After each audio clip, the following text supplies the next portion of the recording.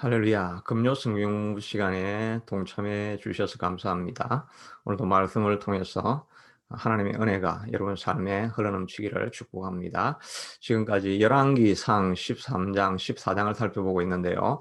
열왕기에서는 남왕국과 북왕국으로 나누어지게 되죠. 북왕국은 여로보암, 남왕국은 르호보암이 통치하게 됩니다. 그 이후에 수많은 왕들이 이렇게 나타나게 되는데, 그래서 성경책 이름이 열왕기, 여러 왕이라는 말이죠. 영어로는 kings, king의 복수를 붙여서 first kings, second kings라고 이렇게 해서 열왕기서가 나누어지게 됩니다.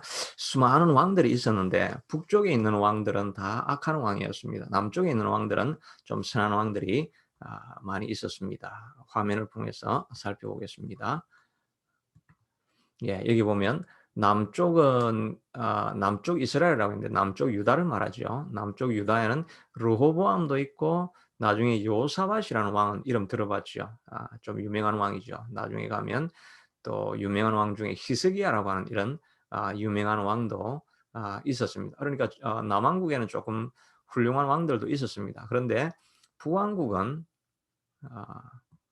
전혀 선한 왕이 없습니다. 여로보암에서 시작해 가지고 저 유명한 아합이 있죠. 아합 이세벨의 남편, 악한 왕이었죠. 아 나중에 있는 다른 왕들도 다 악한 왕이었습니다. 여기 보면 끊임없이 왕조가 바뀌죠. 1왕조, 2왕조, 3왕조, 4왕조, 5왕조, 6왕조, 7, 8, 9왕조 이렇게 왕조가 바뀌죠. 왕조가 바뀐다는 말은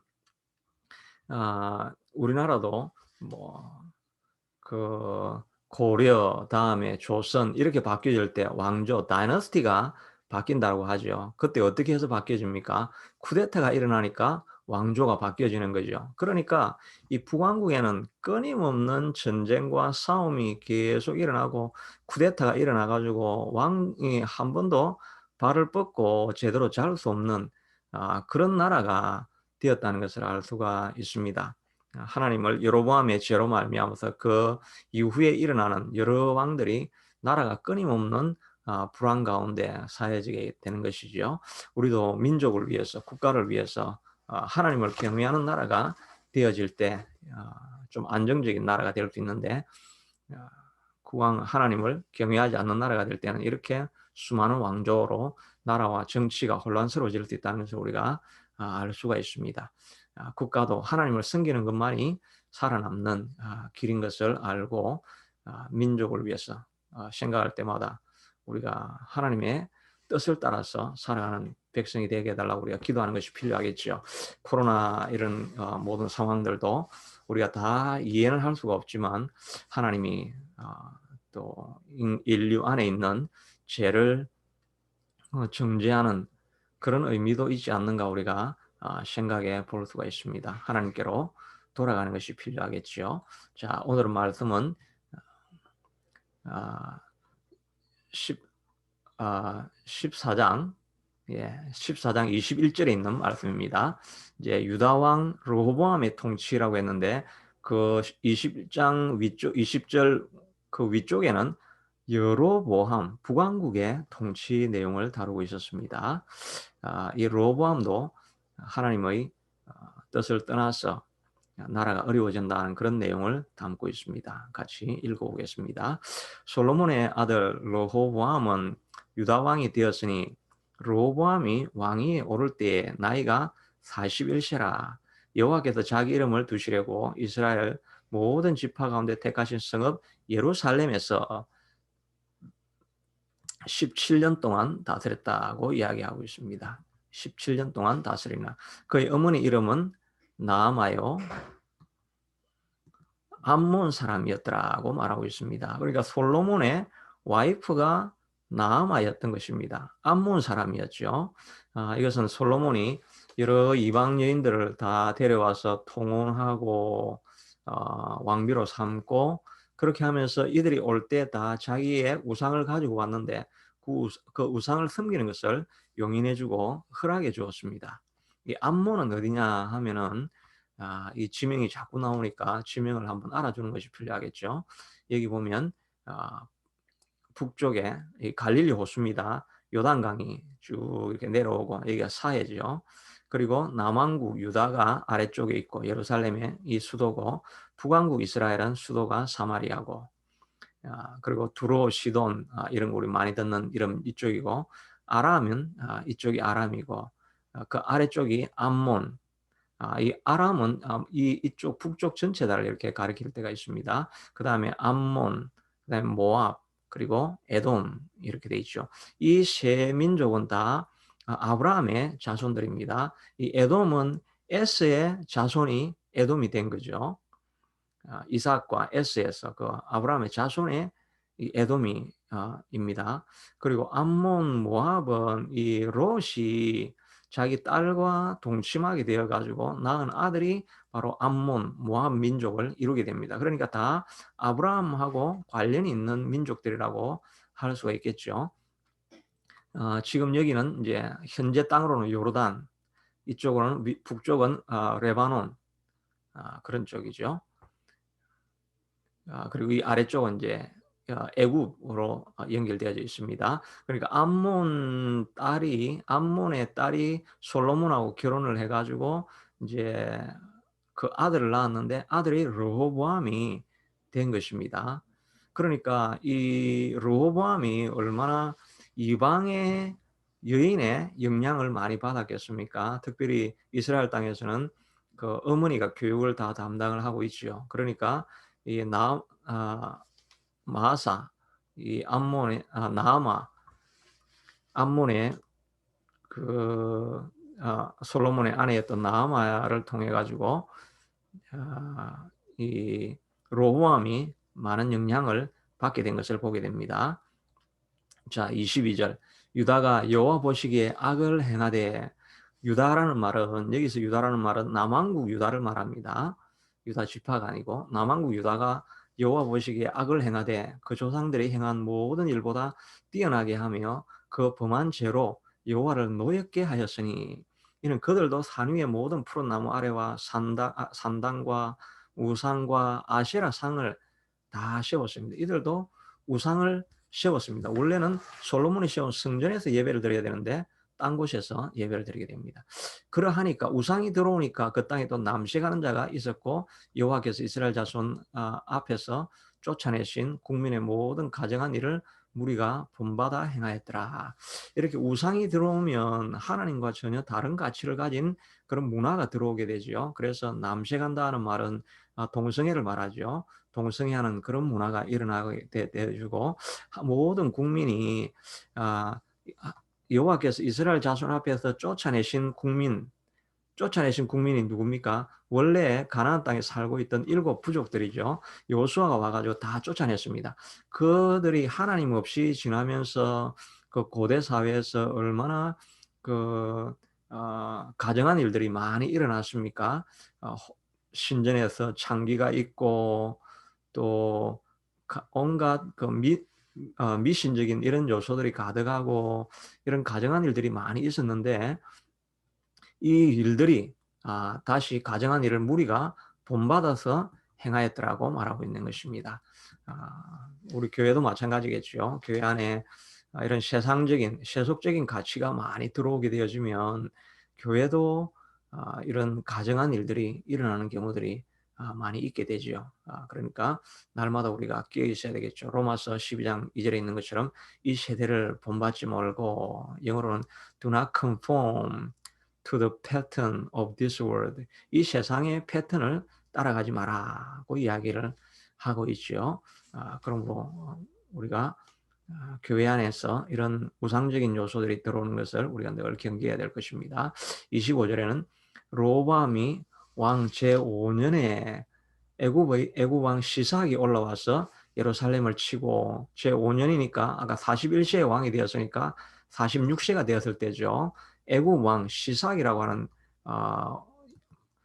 애굽 왕이 올라와서 예루살렘을 치고 여호와의 성전의 보물과 왕궁의 보물을 모두 빼앗고, 또 솔로몬이 만든 금 방패를 다 빼앗은지라. 솔로몬이 금이 워낙 많으니까 그걸 가지고 금 방패를 만들었죠. 르호보암 왕이 그 대신 노스로 방패를 만들어 왕궁문을 지키는 시위대 대장의 손에 맡김에 왕이 여호와의 성전에 들어갈 때마다 시위하는 자가 그 방패를 들고 갔다가 시위소로 도로 가져왔더라. 그러니까 르호보암 왕이 성전에 들어갔습니다. 그러니까 하나님을 섬기기도 했다는 말이겠죠. 하나님의 성전에 들어갈 때 그 사열단이 써야 되지 않겠습니까? 사열단이 써야 되는데 이제 금방패가 없으니까 이제는 놋방패를 들고 있다가 그것도 모자라니까 한번 사열할 때 한번 쓰고 다시 그 창고에 갖다 놓고 이러면서 방패가 전쟁에 쓰이는 도구가 아니라 장식용으로 사용되어지고 있는 모습을 보게 됩니다. 솔로몬이 금이 많아서 금방패를 주었지만 금방패가 있다고 해서 다른 적군들을 더 잘 막을 수 있는 게 아니죠. 방패는 강하기만 하면 됩니다. 사실 철방패가 제일 강할 것입니다. 그런데 그거를 장식으로 해서 정말 필요도 없는 그런 장식을 만들어 가지고 부를 자녀들에게 물려주었는데 뭐 아무 소용이 없죠. 한 번에 시삭이 와서 다 멸망시킨 것을 볼 수가 있습니다. 이제 29절에 보면 르호보암의 남은 사적과 그의 행한 모든 일은 유다 왕 역대 지략에 기록되지 아니하였느냐. 르호보암과 여로보암 사이에 항상 전쟁이 있으니라. 르호보암이 그의 조상들과 함께 자니 그의 조상들과 함께 다윗성에 장사되니라. 그의 어머니의 이름은 나아마요 암몬 사람이었더라. 이게 또 반복해서 다시 두 번 이렇게 나오고 있죠. 그의 아들 아비암이 대신하여 왕이 되니라. 이렇게 르호보암의 통치에 대해서는 결과적으로 일어난 일은 무엇입니까? 그가 우상을 많이 섬기게 되어졌고 또 그러다 보니까 애굽 왕 시삭이 올라와서 나라의 모든 재물과 귀중한 것을 다 빼앗아 가버렸다고 이야기를 합니다. 그러니까 남은 것이 없으니까 이제 금방패를 놋방패로 바뀌었다라고 이야기를 하고 있고 우상 숭배하는 남색하는 일들과 이런 온갖 세상적인 그런 요소들이 다 그 나라에 들어오게 되었다 이렇게 말하고 있습니다. 이걸 통해서 여기에서 반복적으로 나오고 있는 이야기가 바로 이 나아마요. 어머니의 이름은 나아마요 암몬 사람이었더라라고 이야기를 하고 있는데 그러니까 이 르호보암이 이런 통치를 하게 되어지고 우상을 섬기게 되어진 근본적인 이유는 그의 어머니가 암몬 사람이었다. 이걸 성경이 지금 반복적으로 말하고 있지 않습니까?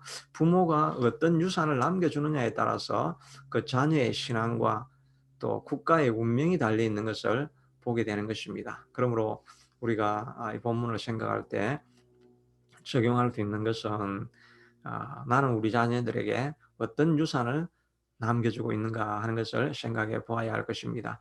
어거스틴은 방탕한 생활을 했던 사람이지요. 세계적인 신학자, 기독교 역사의 가장 중요한 인물이었지만 처음에는 방탕한 사람이었죠. 나이가 19세 때 이미 그 미혼모와 결혼을 해서 아이를 낳게 되고 방탕한 생활을 하게 되었습니다. 그런데 그 어머니 모니카가 끊임없이 이 어거스틴을 위해서 기도했다고 하죠. 어머니가 기도할 때 늘 바닥에 흥건한 눈물이 고여 있었다는 것을 어거스틴이 회상하는 모습을 볼 수가 있습니다. 어거스틴이 엄마 몰래 로마로 건너가고 이렇게 할 때 그 어머니가 끝까지 따라가서 그에게 암브로시오스라고 하는 유명한 설교자를 소개해주고 또 그를 통해서 어거스틴이 영감을 받게 되어지고 나중에 하나님 말씀을 영접하게 되어지고 그리스도인으로 살게 되었을 뿐만 아니라 그 이후에 기독교 역사의 가장 중요한 사상가가 되어서 모든 신학의 기초는 그의 속에서부터 나왔다고 할 수가 있습니다. 이런 어거스틴을 만들어낸 사람은 누구냐니까 모니카의 눈물의 기도였다고 할 수가 있습니다. 그러므로 우리도 우리 자녀들에게 남겨줄 가장 중요한 유산은 바로 말씀과 또 경건한 부모의 삶과 끊임없는 자녀를 향한 중보 기도를 쌓아두는 것이 필요할 것입니다. 특별히 이민 2세대를 경험하면서 말씀과 예배가 제대로 되어지기가 참 힘든 그런 상황 가운데 있습니다. 특별히 작은 교회를 하게 될 때는 다음 세대 교육이 참 힘들죠. 그럴 때 우리가 할 수 있는 것은 하나님의 기도하는 자녀는 결코 망하지 아니하고 의인의 자녀가 결코 걸리시가는 것을 보지 못하였다고 했는데 우리가 자녀를 위해서 끊임없이 기도하는 것이 필요할 것입니다. 그래서 복된 자녀, 복된 가정 이루시는 저와 여러분이 되기를 축복합니다. 자비하신 아버지 하나님, 오늘 르호보암의 통치, 그 모든 영향력은 암몬 사람 그 어머니 나아마에게 있었다는 것을 알 수가 있습니다. 솔로몬은 영적인 유산보다는 많은 재물을 남겨주었지만 아무것도 그에게 소용이 없었던 것을 보게 됩니다. 자녀에게 우리가 할 수 있는 중보 기도에 많은 재산을 남겨둘 수 있도록 도와주시옵소서. 끊임없이 기도하는 어머니 또 의인의 자녀가 결코 걸리시가는 것을 보지 못하였다고 해서 사오니 자녀를 위해서 기도하는 부모가 될 수 있게 축복하여 주옵소서. 예수님 이름으로 기도드리옵나이다. 감사합니다. 주일 예배 때 뵙겠습니다.